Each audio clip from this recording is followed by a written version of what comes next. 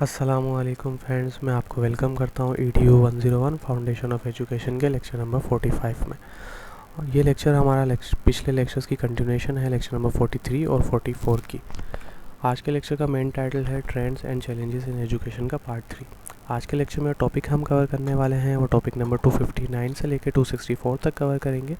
उस लेक्चर के अंदर जो हाईलाइटेड हैंडआउट्स मैं यूज़ कर रहा हूँ वो नोट्स की शेप में आपको फ्री ऑफ कॉस्ट प्रोवाइड कर देंगे। वो नोट्स आप हमसे किस तरीके से ले सकते हैं उसके लिए वीडियो के एंड में मैं आपको बताऊंगा प्रोसेस पूरा। जो टॉपिक्स हैं उनके नाम हैं attitude of special education teachers, challenges education system part 2, part 3, part 4, part 5, part 6 respectively हम कवर करेंगे।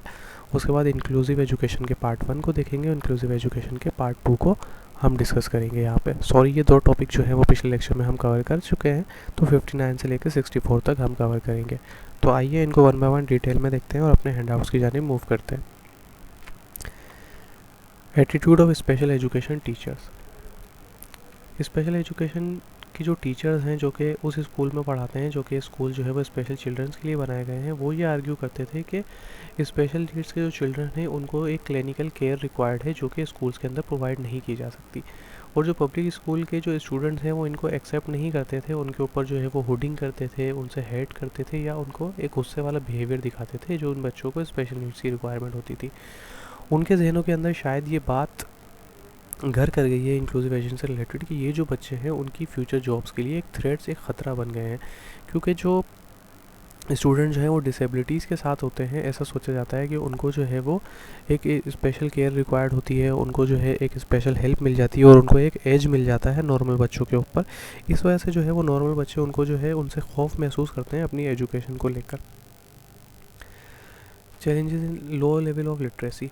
पाकिस्तान जब से बना है उसमें जो लिटरेसी का रेट है वो बहुत ज़्यादा कम है और हमारे यहाँ जेंडर डिस्पैरिटी भी मौजूद है। जेंडर डिस्पैरिटी से मुराद ये है कि मर्दों और ख़वातीन या लड़के और लड़की के दरमियान जो है वो आज भी ऐसे लोग मौजूद हैं जो कि ख़वातीन की एजुकेशन को इतना ज़्यादा प्रमोट नहीं करते। करंटली जो है जिस ईयर में जिस 7 साल पहले लेक्चर्स बने हैं, तो जब ये 7 साल पहले के फिगर हैं उसमें 51.6% जो है वो लोग एजुकेशन से रिलेटेड थे, उसमें जो है वो मेल 63.57% है और जो फीमेल हैं वो 39.25% है। तो ये जो 51.6% है ये ओवरऑल 100% जो पॉपुलेशन है उनकी बात हो रही है कि लिटरेसी रेट जो है वो 51.6% है। और इसके अंदर से अगर हम इसको 100% लें तो उसके अंदर से 63.7% मेल हैं और फीमेल जो है वो 39.25% है। फीमेल्स का रेशो जो है एज़ कम्पेयर टू मेल वो कम है। इसकी वजह जो है वो इंट्रा प्रोविंशियल डिस्पैरिटीज़ हैं जो कि डिस्क्रिमिनेटिंग सिनेरियोज़ हैं, यानी कि सूबे के अंदर जो है वो मुख्तलिफ़ किस्म के कानून बने हुए हैं जो कि जो है इस डिस्पैरिटी को जो है वो फ़रोग देते हैं। Access to basic education challenge, एक चैलेंज ये भी आता है कि जो बेसिक एजुकेशन है उसका एक्सेस जो है वो इतना ज़्यादा लोगों के अंदर नहीं है। ग्रोथ इनरोलमेंट प्राइमरी स्कूल के अंदर जो इनरोलमेंट है वो 855 है। गर्ल्स जो है वो बहुत कम इनरोल्ड होती हैं एज़ कम्पेयर टू बॉयज़, जिसके वजह ये भी हो सकती है कि जो देहाती इलाके हैं उनके अंदर जो है वो जेंडर डिस्पैरिटीज़ जो हैं वो बहुत ज़्यादा हैं, वहाँ पर मेल को फोकस किया जाता है as compare to girls. Major factor जो है वो लो इन्वॉल्वमेंट के, उसमें जो है वो पुअर्टी, गुर्बत जो है वो सबसे पहले है। स्कूल जो है वो बहुत ज़्यादा दूर है, फिज़िकल इंस्ट्रक्चर इतना अच्छा नहीं है, फंक्शनल प्रॉब्लम्स हैं और मार्केट डिमांड से इतनी रिलेटेड एजुकेशन नहीं है, यानी कि इतनी ज़्यादा वहाँ पे इस चीज़ को फोकस नहीं किया गया कि किस तरीके से तालीम जो है वो अहम किरदार अदा कर सकती है नौजवानों की डेवलपमेंट के अंदर, गर्ल्स की डेवलपमेंट के अंदर। इतना ज़्यादा लोगों को वहाँ पे अवेयरनेस नहीं दी गई।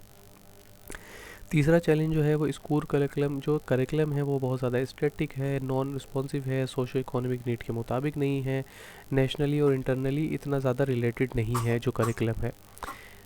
Revision of the curriculum has been plan in 2005 within the following contact. 2005 के अंदर जो है वो करिकुलम को जो है वो रिवाइज किया गया था और किस चीज़ों के ऊपर रिवाइज किया गया था? Do the curriculum and scope facilitate education according to the needs of modern time.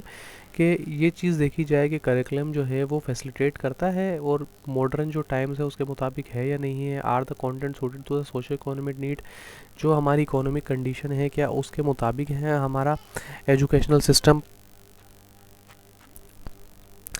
जो कंटेंट है वो जो डिज़ायर्ड नॉलेज, जो सोशल रिस्पॉन्सिबिलिटीज़ हैं, स्किल्स एंड बिहेवियर हैं, उसके लिए इक्विप कर रहा है या नहीं कर रहा। ये सारी चीज़ें जो हैं 2005 में जो करिकुलम रिवाइज करने की प्लान की गई थी उनमें इन सब चीज़ों को देखा गया था।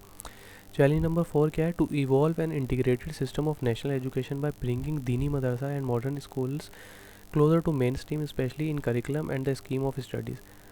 चौथा चैलेंज यहाँ पर यह है कि जो हमारे बहुत ज़्यादा स्टूडेंट जो हैं वो दीनी मदारिस के अंदर पढ़ते हैं, तो उन दीनी मदारिस को जो है वो एसोसिएट करना है स्कूल्स के साथ और उनको मेन स्ट्रीम के अंदर लेकर आना है।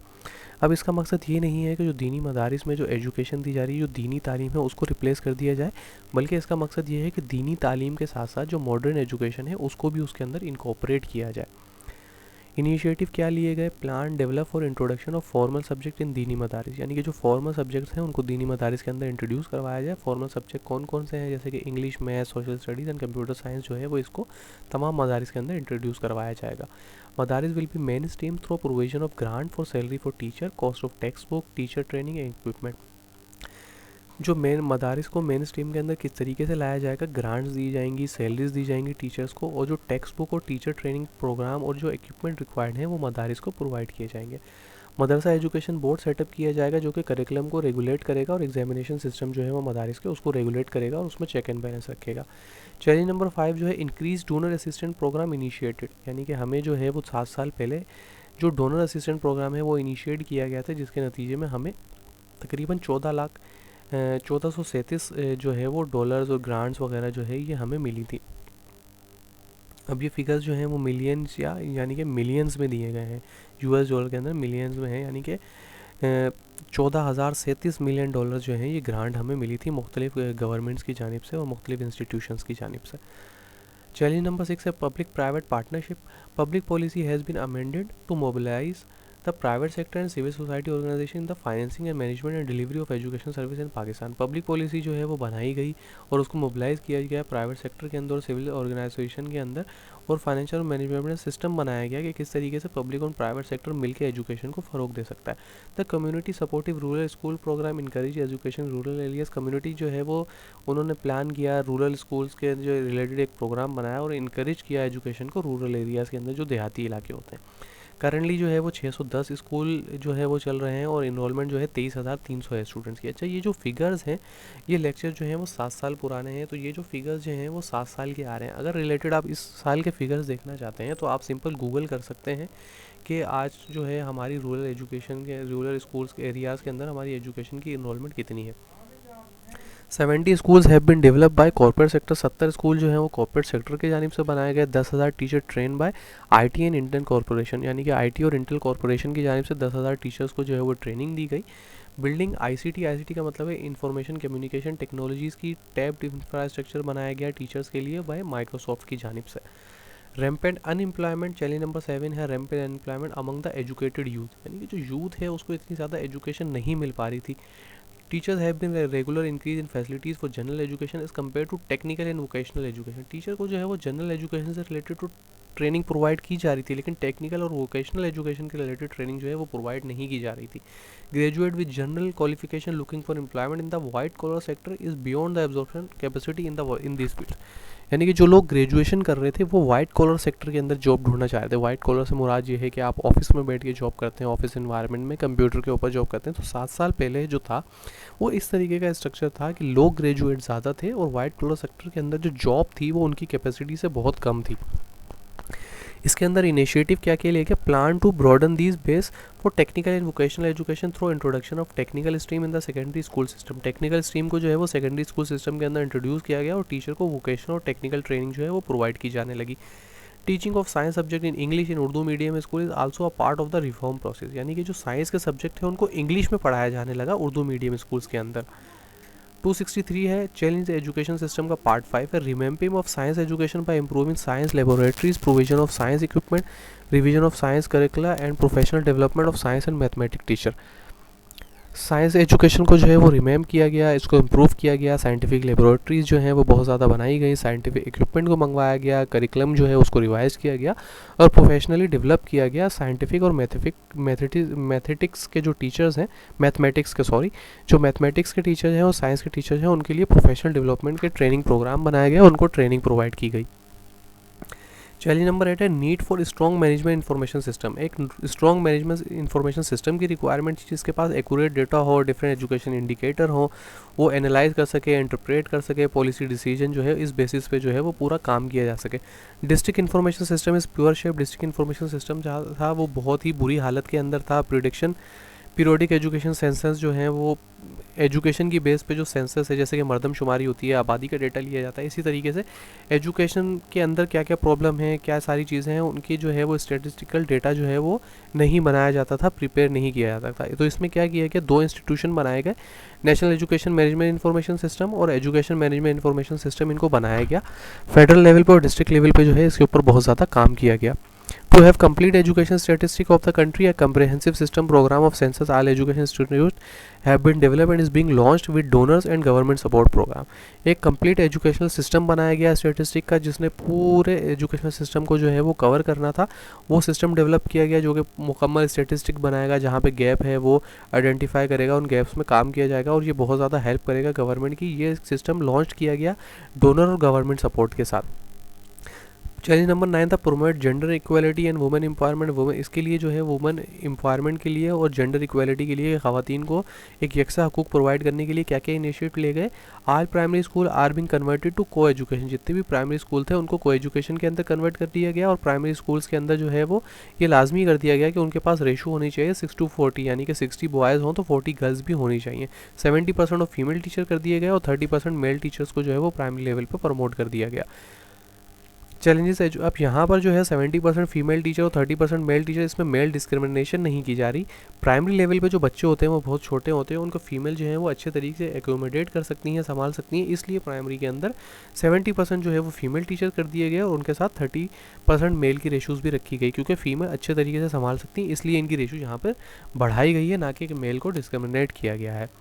चैलेंजेस एजुकेशन सिस्टम से इनिशिएटिव क्या लिए गए, special monetary incentive are been begun to attract and retain female teacher and student in the rural and hard areas.